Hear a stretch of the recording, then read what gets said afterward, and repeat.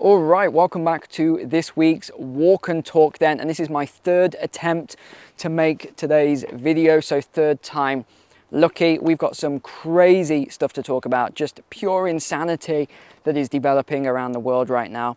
Oh, and if you're wondering why it's the third time that I'm making this video, let me just insert a little clip here and you'll see. I think we're gonna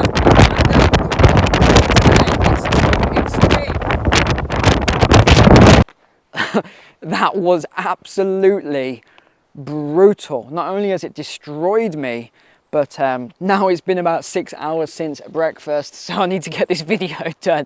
All right, let's get into the madness then, and it truly is madness. The first story then comes out of the US, of course, and it's called A Nation of Snitches. Yes, the government programs are encouraging Americans to monitor each other for signs of extremism or anti-government sentiment. Yes, I think that's more likely. Programs like the Department of Homeland Security's See Something, Say Something and the Center for Prevention Programs and Partnerships, CP3, offer grants and encourage various community entities to report suspected political dissidents. Now, these programs are being framed as a way to enhance national security and your protection, but as always, it's at the expense of freedom of speech. We're going to mention that on the second article here. But this is really all about the intertwining of technological advancement. And of course, we've got AI coming online with all of this now. All government departments are pretty much using AI at this stage. And then it's going to be the robotics. The plans for the robotics are terrifying. And I was watching some videos this week on the robotics shows that have been going on. And it is terrifying, the things that they are creating now, these humanoid robots. I couldn't believe it. Sometimes when you watch them, you think, is this a joke?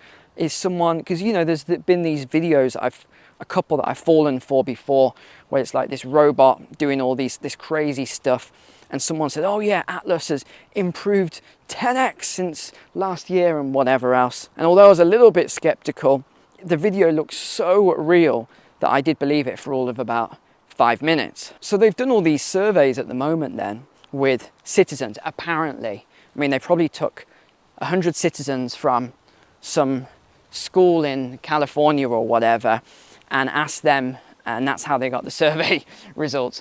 But they've asked them, let me just tell you what it said here. Would you be willing to give up your freedom for a sense of security? And most of the people surveyed said yes. What? Sorry, what? Who would give up their freedom for a sense of security? That is an oxymoron in itself.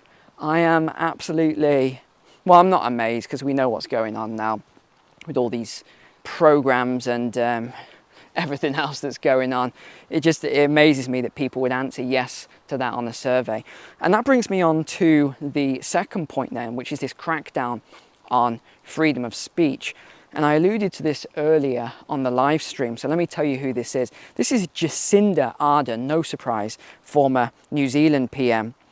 And she was speaking at the United Nations, of course, and she labelled free speech as a weapon of war and called for international censorship to combat misinformation and disinformation. Now, her views were afterwards praised by all of these organizations. Harvard has awarded her 2 fellowships, not just one, no, Harvard had to give her 2 fellowships. And she said this is absolutely paramount because of an existential threat from climate change. So she's basically saying they have to control what people say, including scientists who have opposing views, because if we don't, this existential threat is going to wipe us all out, basically.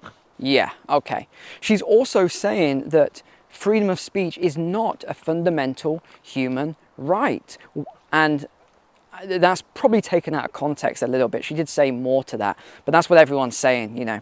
It sounds a lot better, doesn't it? That it's not a fundamental human right, freedom of speech. What she's saying, and putting it into context, is when there's an existential threat, or there's a war threat, or there's something else like that. She's saying that these things take precedence over freedom of speech. Although I'd love to admit that, I've got to give the context as always. Now, moving over to a little bit of finance then, what you need to know at the moment. The Bank of England, then we'll cover the Fed. The Bank of England just announced that it's going to keep its interest rate the same at 5.25%. Now, some of you may rejoice at that and say, yes, that's great for my mortgage because I've got to refinance soon. I don't want it going up. Yeah, yes and no. It is good for your mortgage, but it's very bad for the economy because they should have risen by another 25 basis points, really, to bring this inflation down further. They are thinking that their policies are bringing down inflation. It's not.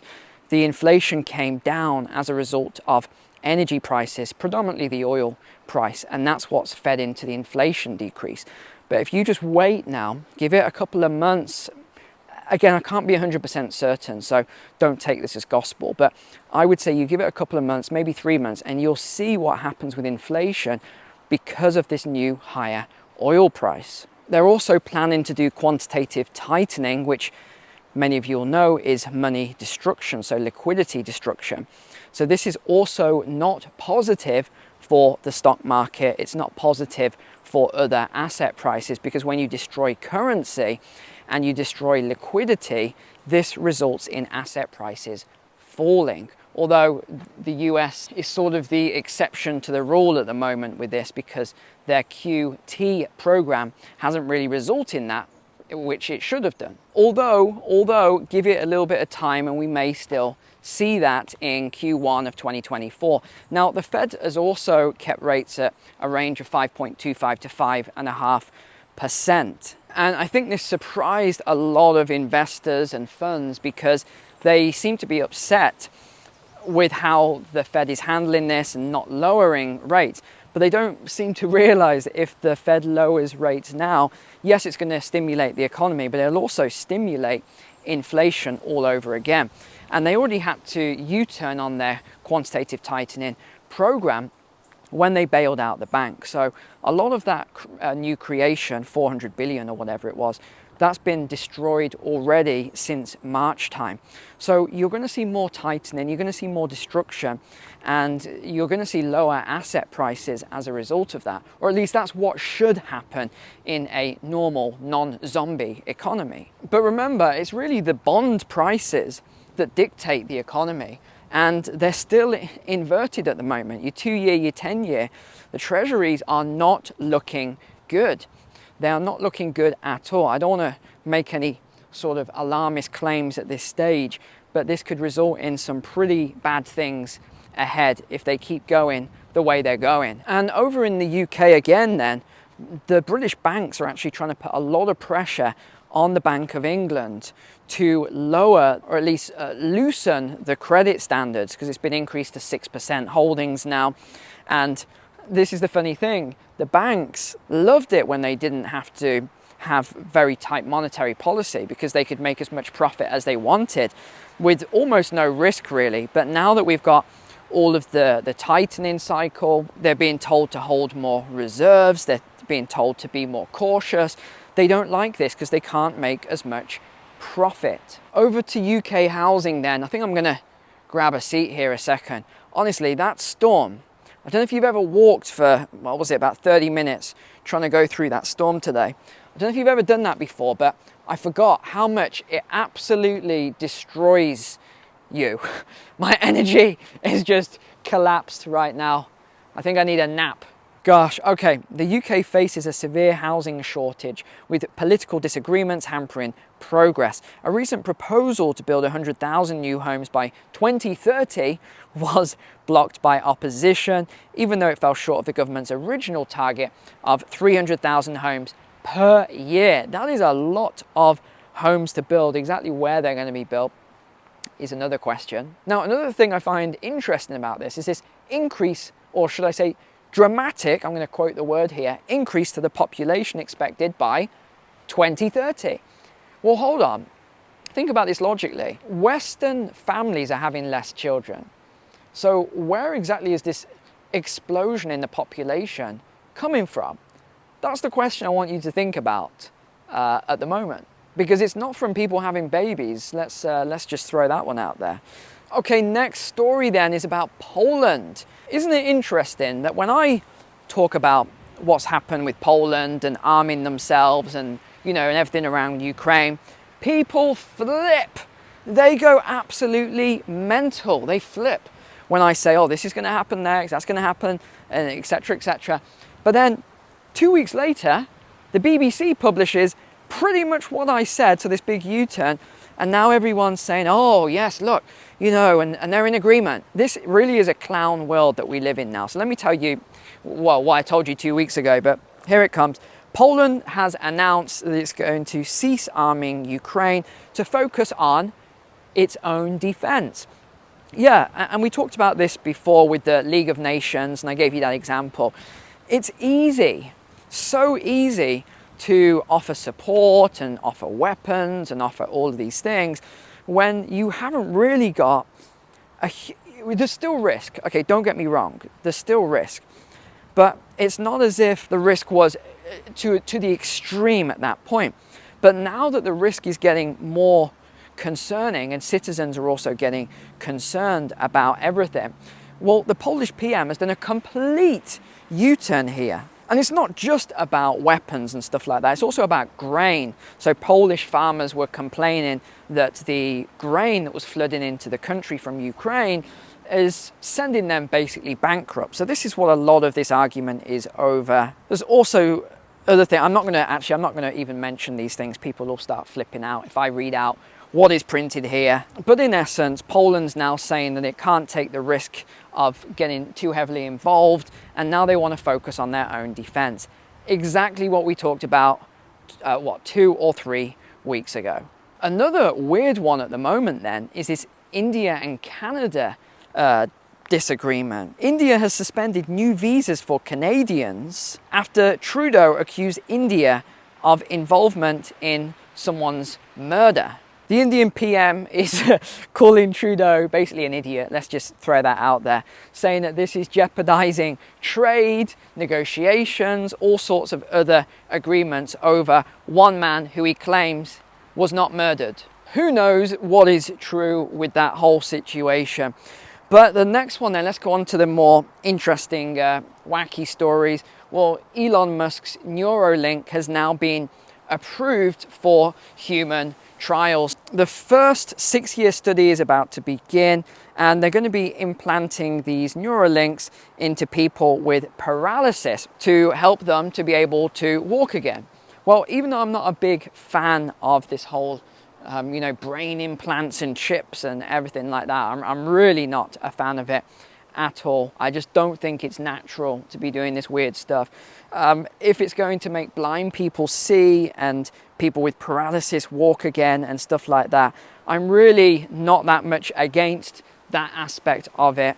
I really do think anything to improve people's lives is a good thing. What I don't like is some of the stuff that are planned from a commercial perspective, which is just weird.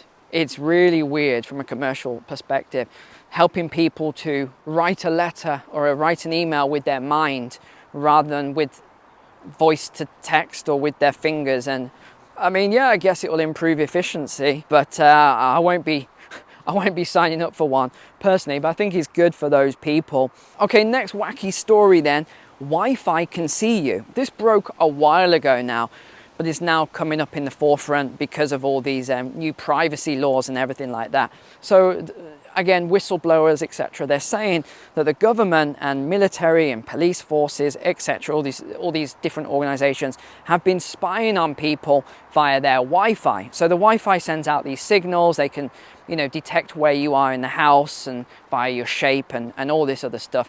And they're saying that this has been illegally used. But the response from the authorities is that it's not illegal because it's part of safety measures. Oh, and we've got to finish with the last weird story from last week. And that was those Mexican alien bodies that they found. And I'd love for you to put your opinions in the comments below about these alien bodies. But not only did they find them, they've now done scans of them. Yes, and the scientists who have done the scans say they are legitimate alien bodies. They said they haven't been tampered with in any way. I'm laughing here, but I'm not going to give my opinion. They haven't been tampered with in any way. They've got bones, and there's even fractures in the bones. But here was the crazy one. Are you ready? This is the biggest development in the story. One of the aliens had 3 eggs in their, we'll use the word their stomach. Yes, this alien had 3 eggs in its stomach, apparently. I mean, this stuff just gets weirder and weirder and weirder. But there we go. I hope you enjoyed a shorter walk and talk today, and hopefully 3rd time lucky, and this is all going to be working okay, and the audio was good and everything else. So fingers crossed for it all. Thanks for being subscribers here. Thanks for all your support in private community and taking my courses and everything else. Really appreciate it. Take care. God bless you. God bless your family. And I'll see you next time.